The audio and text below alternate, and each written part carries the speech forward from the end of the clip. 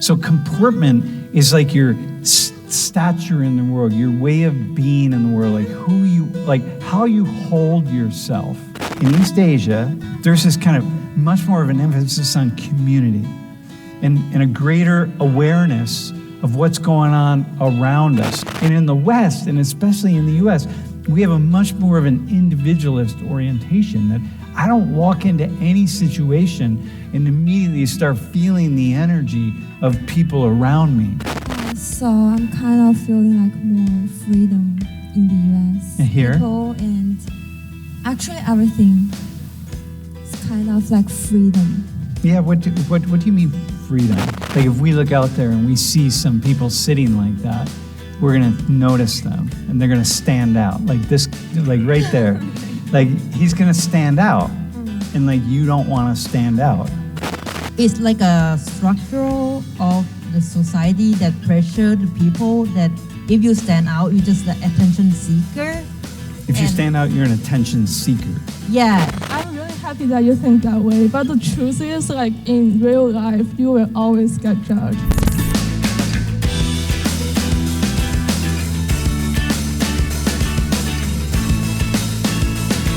So comportment is like your stature in the world, your way of being in the world, how you hold yourself in relation to people around you and just how you hold yourself in the world, okay? Comportment. It's not about your personality. It goes beyond that, okay? So it's how you just really are, your beingness, B-E-I-N-G-ness, okay? We see these differences in East Asian personalities and Western personalities, in particular in the United States, or comportments, okay? In East Asia, there's this kind of much more of an emphasis on community and a greater awareness of what's going on around us. As I situate myself in any situation, I'm very aware of how people around me are, and I'm very aware of how I interact in relation to them. It's really a notable thing, and it's subtle. It's not like you don't even necessarily see it until you feel it and experience it. And in the West, and especially in the US, we have a much more of an individualist orientation that I don't walk into any situation and immediately start feeling the energy of people around me. In Korea, there's this word nunchi, right? That's really, you have high levels of nunchi or low levels of nunchi, but that's like your like social awareness or your social intellect. Because I want to be part of the community, or I naturally am part of the community, the idea is to kind of de-emphasize myself. And which means you're going to be a little bit more reserved in a way. And in the East, it's going to be a little bit different. Okay? Or in the West, I mean, where it's just like, it's be unique. So how do you notice this? And when you are around Americans here, or just people who are not either Chinese or Korean? Chinese classroom is quite different from the American classroom because, like in China's like university, maybe like the rules and the structure are stressed more than anything else. So you don't like behave like out of your a certain kind of behaviors like in the classroom. You have to like sit, stand, and in a certain way that the teachers want you to do that. But like in American classroom, I think you can basically do many things that you do many things that you want. So you can like go out to go to the bathroom, and you can like even sometimes like eat something secretly, but that's not possible in China. Even like raise your hand and ask a question. Yeah, you have to raise your hand in China before you answer the question. But like in like American classroom, you just shout out the answer, and it's not a big deal. So it's really following. Yeah. So I'm kind of feeling like more freedom in the US. And here? People and actually everything. It's kind of like freedom. Yeah, what do you mean freedom? Because when you say freedom here to Americans, this is good, right? They start thinking about you're talking about political freedom and freedom from the government and freedom from all the cameras that are watching you in China. But I don't think you're talking about that. You're talking about something else. The freedom between, for example, maybe students and teachers. Uh-huh. For example, you and me, we can.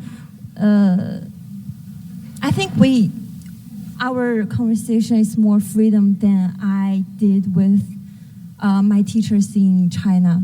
Uh-huh. Like Yeah. we can have like kind more of a back and freedom forth. I can say whatever I want. Mm-hmm. Yeah. Okay. I see some people who's sitting like who sits like this in a classroom, but I never, and like none of my friends sit like this in my own country because I don't want the professor to think about me that I'm like rude or. Because if you do that, I'm gonna if I'm like right now. So if you and I look, you were shaking your head, right? Like if we look out there and we see some people sitting like that, we're gonna notice them and they're gonna stand out like this, like right there, like he's gonna stand out, and like you don't want to stand out. Why don't you want to stand? Why don't you want to stand out? Like what's wrong with standing out? Because we learned to be unique and stand out. Like what's wrong with that? Or not what's wrong, like why don't you want to stand out? Do you have a thought in that? So I don't want to stand out in class because I don't want to answer some question from professor. You don't want to be brought up and sit in the front. But it's not just in class, it's like stand out anywhere. You're talking about standing out anywhere. Well, I think I'm kind of be like more introvert person in the U.S. after I come here and study abroad because the first thing might because of like language barrier. Yeah. Because sometimes, for example, if you speak too fast, I cannot understand what you're saying. Okay. If I bring like 3 women, 2 from China, 1 from Korea up, everybody in the room assumes that you're going to be reserved and quiet. I was gonna say like maybe when I'm with my family, like I'm not as like outgoing, like I don't make as many jokes or I don't talk as much. But then when I'm with my friends who are like American, I feel like I am louder. So in what yeah. I think like yeah, what is that? I think the thought process is like you don't want to be like a nuisance to anyone else. Like when I go in public, I still do this. Like I try not to sit near people because I feel like I'm bothering them. But then when you think about it from like an American perspective, I feel like Americans don't actually like care. You don't sit near people because you don't want to bother them. Yeah, like I don't want to bother people. But then when like I feel like Americans don't think about that stuff. Like if you sit at the table next to them, they're gonna be like, oh, okay. Right. But it doesn't. I think about that type of stuff. Mhm. Yeah. So it's like you're constantly measuring. It's almost like there's this radar going on, and you're measuring constantly all this like energy around you. And, Yeah. Uh-huh. Like my parents have never been like, don't stand out. Like they don't say it. Yeah. Yeah, no one says it. They want us to stand out in like an accomplishment way. Uh-huh, yeah, where it's yeah, like, oh, you should do more than like the average person. Uh-huh. But personality-wise, like I think I'm pretty like calm, so I usually don't stand out anyways. Uh-huh. But they would never like tell me to like, oh, you're being too loud or you're being too rowdy. My parents just aren't like that. Yeah, so but they've now acculturated to the United States, because right? my parents are pretty Americanized. So like even like beforehand, they were pretty quiet, and like the older they get, like they meet new people, they meet new types of people. Like my mom was so shy, but now she's like super outgoing. Uh-huh. So she thinks I'm more outgoing than her, but like she just grew more Americanized, so she is more talkative now. Mm-hmm. So I would say in America, they have grow up with the thought of like free right, that you can do anything that you Yeah. want as long as you don't like violate the other people's rights. So it's kind of like make them more express of like, oh, I can do this because I have right. Mhm. It's like they always say that all the time, that I have right, I can do anything I want. Yeah, but in Thailand or Asian, I don't know if that also occur with other country. It's like a structural of the society that pressure the people that if you stand out, you're just the attention seeker. If you And- stand out, you're an attention seeker. Yeah, and some people that stand out may like are problematic, you know. Mhm. So we kind of say like, oh, be polite, stay by the rule. So Oh, you're being, so there are all these subtle ways in which you kind of keep people in line and keep them Yeah. from It- being unique and outside the box. Especially- Here's how everyone's got their backpack on, like this, in the Seoul subway. Why do you think they're wearing it like this? Yeah, so you don't knock. Everyone's got their backpack like this. It's like you don't want to knock anybody. Meanwhile, check this out.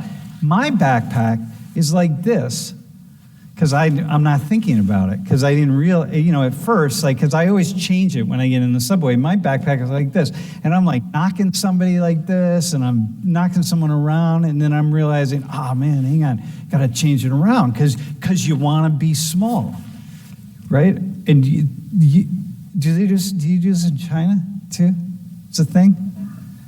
But it's like you want to be small. You don't. The last thing I want to do is knock into somebody.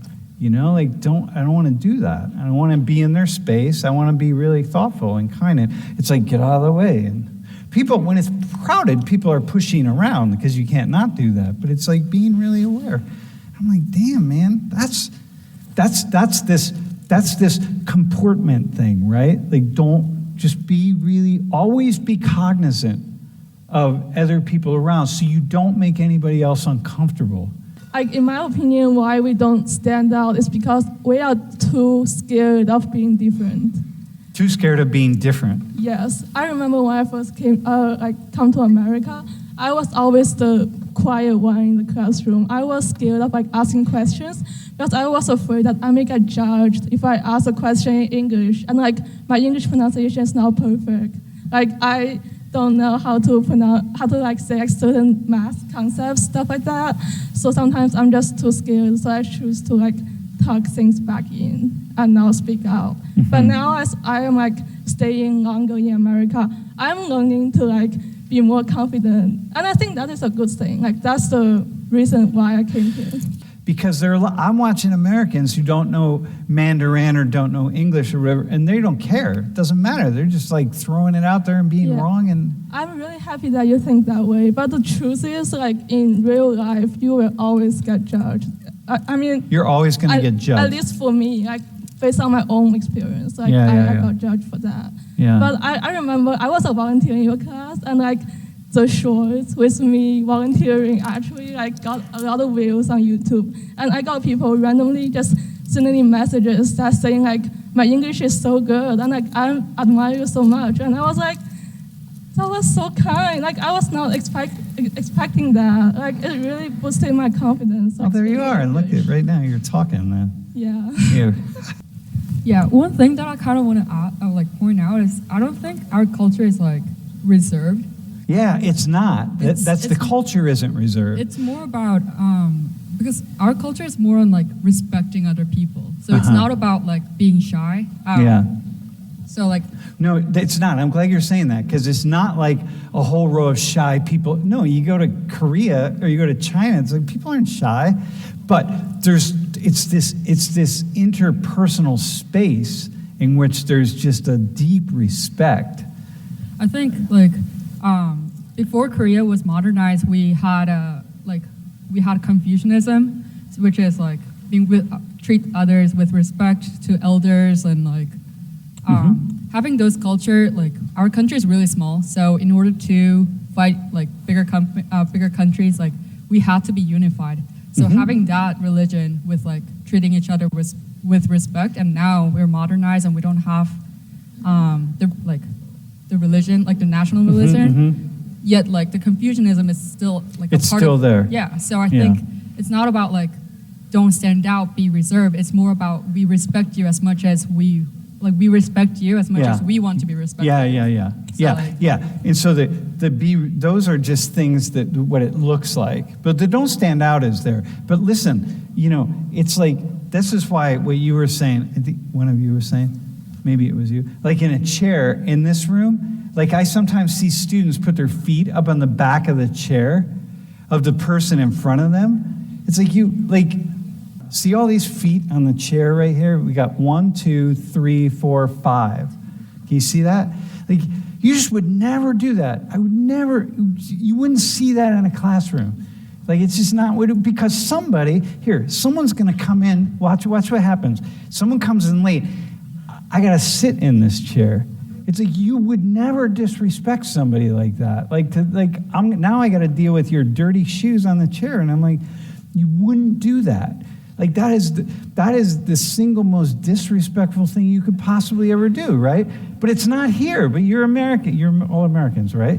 So it's not for Americans. We're just like, whatever. It's like, sit down on the chair and like put your head back. And as soon as I do that, you're going to move your feet. But that's the thing here, that we're not thinking constantly about the other person. What do they need? What do they want? What's someone going to think when they sit in that chair? It's like, I want to be aware of that. I want to be thoughtful. I want to be careful about it.